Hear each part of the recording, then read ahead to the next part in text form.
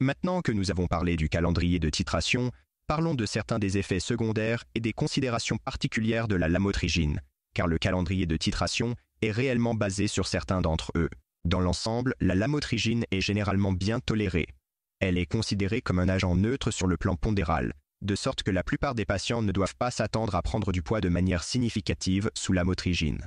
Les patients se plaignent le plus souvent d'effets secondaires cognitifs, souvent décrits comme un émoussement cognitif et une certaine sédation. Des nausées sont également parfois signalées, bien que moins fréquentes qu'avec la plupart des antidépresseurs tels que les ISRS.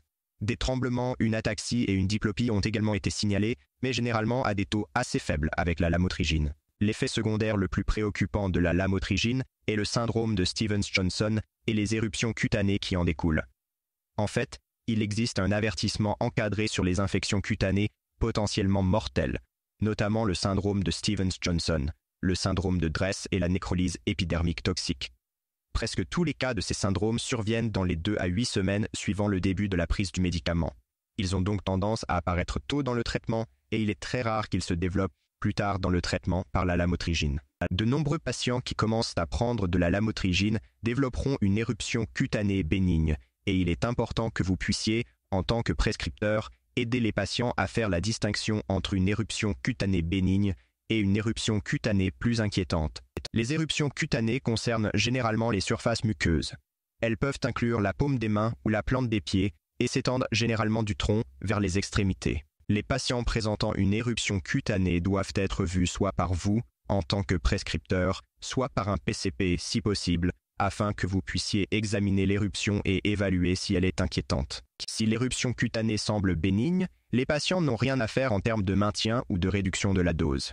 Si l'éruption semble préoccupante, nous conseillons aux patients de suspendre la dose au moins jusqu'à ce qu'ils soient examinés. Il est intéressant de noter que la probabilité d'une éruption cutanée a été liée à certains marqueurs HLA et qu'elle est plus fréquente dans certaines populations asiatiques. Aux États-Unis, le typage HLA n'est pas systématique avant de commencer à prendre de la lamotrigine, mais il l'est dans certains pays asiatiques en raison du risque accru. En raison du risque de Stevens-Johnson ou d'éruption cutanée apparentée, si un patient ne prend pas le médicament pendant 3 jours ou plus, il doit généralement recommencer la titration depuis le début. Cela peut être très ennuyeux et préoccupant pour les patients et il est important d'en tenir compte, en particulier si vous allez prescrire de la lamotrigine à quelqu'un qui risque de ne pas bien suivre son traitement. Parlons un peu de la lamotrigine dans le contexte de la grossesse et de l'allaitement. En ce qui concerne la grossesse, on s'est inquiété d'un risque accru de fente labiale ou palatine chez les patientes prenant de la lamotrigine. Il est important de garder à l'esprit que les études sont vraiment mixtes. S'il existe un risque accru, il est probablement très minime. N'oubliez pas que les fentes labiales et palatines sont les malformations congénitales les plus courantes. Il est donc parfois difficile de déterminer s'il existe un risque accru. Rien ne prouve que la dose influe sur le risque. Les femmes enceintes ne doivent pas réduire par réflexe la dose de lamotrigine lorsqu'elles apprennent qu'elles sont enceintes, car le risque de déstabilisation l'emporte largement sur le risque de malformation congénitale. La lamotrigine passe dans le lait maternel en quantité relativement élevée et la concentration sérique chez le nourrisson est environ la moitié de la concentration sérique chez la mère. Aucun effet indésirable n'a été rapporté dans le cadre de l'allaitement, mais la recommandation générale est de ne pas allaiter. Il est important de noter qu'il ne s'agit pas d'une contre-indication absolue et que, là encore, le prescripteur et la mère devraient en discuter. Enfin, bien que les contraceptifs oraux diminuent les niveaux de lamotrigine, la lamotrigine n'affecte pas les niveaux de contraceptifs oraux, ce qui est un mythe courant.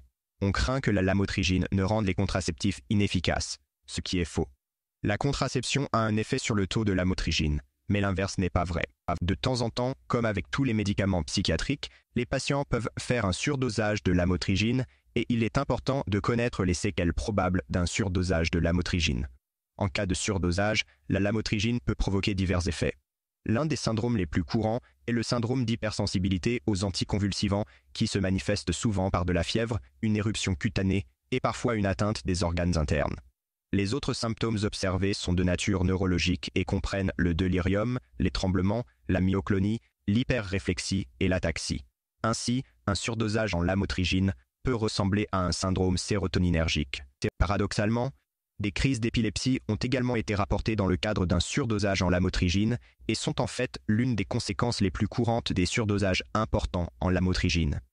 Et comme nous le verrons un peu plus loin, la lamotrigine en cas de surdosage peut avoir des effets cardiaques importants dont il faut être conscient, et des décès ont été signalés à la suite d'un surdosage de lamotrigine. Ainsi, pour résumer certains points clés de cette section, l'effet secondaire le plus grave associé à la lamotrigine est une série d'éruptions cutanées, dont le syndrome de Stevens-Johnson, qui peut mettre en danger la vie du patient.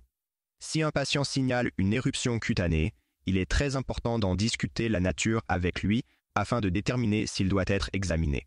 N'oubliez pas non plus que les populations asiatiques peuvent présenter un risque accru d'éruptions cutanées graves.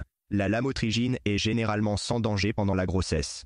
Il peut y avoir un risque très légèrement accru de fente labiale et de fente palatine, mais les données sont mitigées. En cas de surdosage, la lamotrigine peut entraîner une constellation de symptômes neurologiques ressemblant au syndrome sérotoninergique et peut également provoquer un syndrome d'hypersensibilité aux anticonvulsivants, des crises d'épilepsie, des arythmies cardiaques et la mort.